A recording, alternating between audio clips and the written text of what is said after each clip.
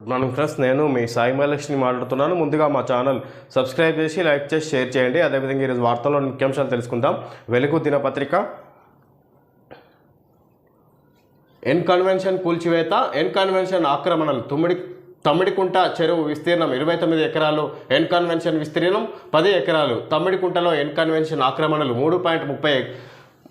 3 ఎకరాల 30 గుంటల ఎకరాలు. ఎన్ కన్వెన్షన్ కబ్జాలోని FTL ఏరియా 1.12 ఎకరాలు. ఎన్ కన్వెన్షన్ కబ్జాలోని బఫర్ జోన్ 2.18 ఎకరాలు. విధంగా ఎంత ఆక్రమణకు గురైందనేది ఇక్కడ ఇవ్వడం జరిగింది.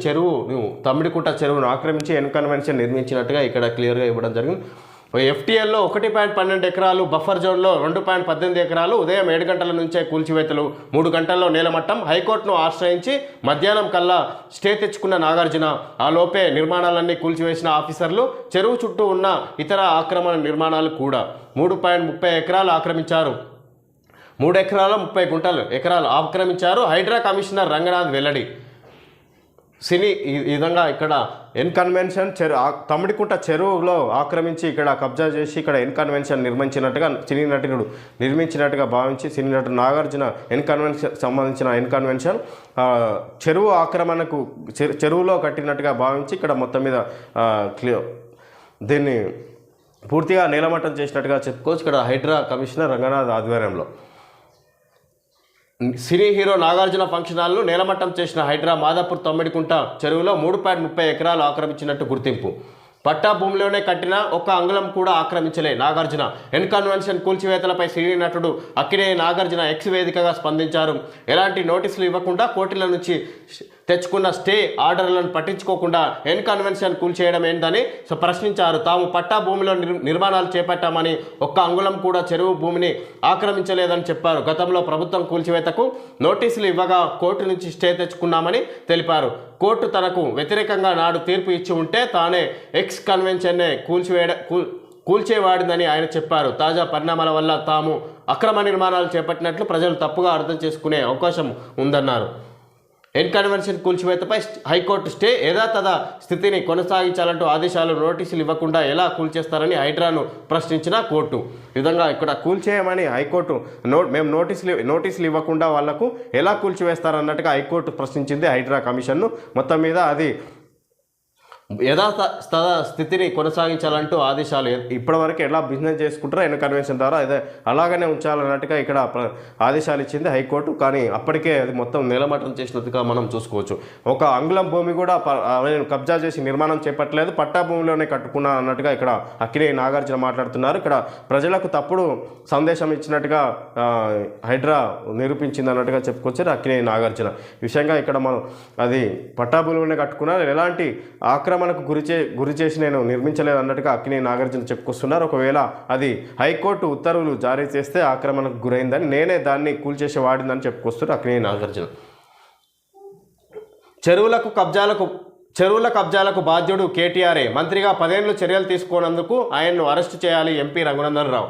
ఎన్ కన్వెన్షన్ను బీఆర్ఎస్ హయాంలో ఎందుకు కూల్చలేదు? 2014లో కూల్చాలన్న హైకోర్టు ఇప్పుడు స్టే ఇవ్వడం ఏమిటి? లంచ్ మోషన్ అని ఆగమాగంగా కేసులు వినకండని జడ్జీలకు విజ్ఞప్తి. లంచ్ మోషన్ అని ఆగమాగంగా కేసులు వినకండని జడ్జీలకు విజ్ఞప్తి.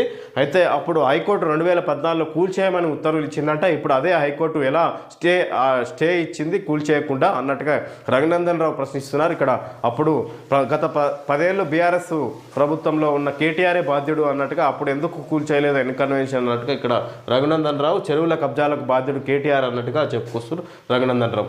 చట్టానికి లోబడే కూల్చివేతలపై ముందే నోటీసులు ఇస్తున్నాం డిప్యూటీ సీఎం బట్టి.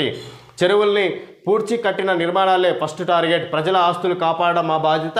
హైడ్రా అంటే హైదరాబాద్ చెరువుల పరిరక్షణ. దాన్ని ప్రజలు స్వాగతిస్తున్నారు. వ్యతిరేకించి అబాస్పాలు కావద్దు. 10 ఏళ్లలో జరిగిన చెరువుల ఆక్రమణలపై రిమోట్ సెన్సింగ్ శాటిలైట్ ఫోటోలు విడుదల చేస్తాం. చెరువుల డేటా పబ్లిక్ డొమైన్లో పెడతామని వెల్లడి. చెరువులను కబ్జా చేసి నిర్మించిన అక్రమ నిర్మాణాలపై చట్టానికి లోబడే చర్యలు చేపడుతున్నామని డిప్యూటీ సీఎం బట్టి విక్రమార్క స్పష్టం చేశారు. ప్రజల ఆస్తులను కాపాడడం ప్రభుత్వ బాధ్యత అని చెప్పారు. ఇందుకు సంబంధించి త్వరలోనే అన్ని వివరాలు ప్రజల ముందు పెడతామన్నారు. సినీ నటుడు నాగార్జునకు చెందిన ఎన్ కన్వెన్షన్ కూల్చివేతపై శనివారం ఢిల్లీలో బట్టి స్పందించారు. లేక్స్, రాక్స్, సరస్సులు, రాళ్ళు కాన్సెప్ట్ హైదరాబాద్ నగరానికి అంతర్జాతీయంగా పేరు తెచ్చిందన్నారు. వీటిని కాపాడుకోవాలంటూ పర్యావరణవేత్తలు పెద్ద ఎత్తున ఆందోళనలు చేస్తున్న విషయాన్ని గుర్తు చేశారు.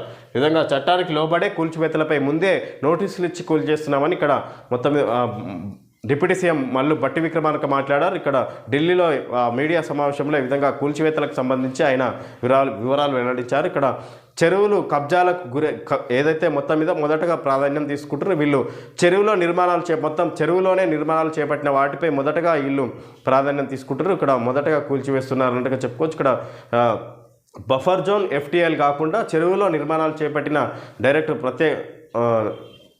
చెరువులో నిర్మాణాలు చేపట్టిన వాటినే మొదటగా కూల్చేస్తున్నారు అన్నట్టుగా బట్టి విక్రమార్క మాట్లాడుతున్నారు. ఇక్కడ మొత్తం హైదరాబాద్కు చెరువులు, సరస్సులు, లేక్సే ఇక్కడ హైదరాబాద్కు గొప్ప ప్రాధాన్యతను సంతరించుకుంటున్నది. వాటికి కబ్జాకు గురైన వాటినే మొదటగా మేము తొలగిస్తున్నాం అన్నట్టుగా చెప్పుకొచ్చారు హైడ్రా ఆధ్వర్యంలో. గ్రేటర్లో 282 చెరువులు మాయం, కబ్జాలతో కుంచుకుపోయిన మరో 209 చెరువులు, యథేచ్ఛగా ఇండ్లు, ఫామ్ హౌజులు, స్పోర్ట్స్ క్లబ్ల నిర్మాణం. హైడ్రాకు మరిన్ని పవర్స్ ఇవ్వాలంటున్న నిపుణులు. గ్రేటర్ హైదరాబాద్ పరిధిలో ఒకప్పుడు నీటితో కలకలాడిన వందలాది చెరువులు కబ్జా కోరల్లో చిక్కుకొని ఇప్పుడు కనుమరుగయ్యాయి. కొందరు కనిపించిన ప్రతి చెరువును ఆక్రమించి ప్లాట్లుగా మార్చి సొమ్ము చేసుకున్నారు. మరికొందరు శిఖం భూములు ఆక్రమించి విల్లాలు, ఫామ్ హౌస్లు కట్టుకున్నారు. ఇలాంటి వారి పట్ల గత ప్రభుత్వం చూసి చూడనట్లు వ్యవహరించడంతో మరింతగా రెచ్చిపోయారు. కబ్జాలతో హైదరాబాద్ చుట్టూ ఔటర్ రింగ్ రోడ్ వరకు 282 చెరువులు మాయమైపోగా మరో 209 చెరువులు ఆనవాళ్లు కోల్పోయాయి.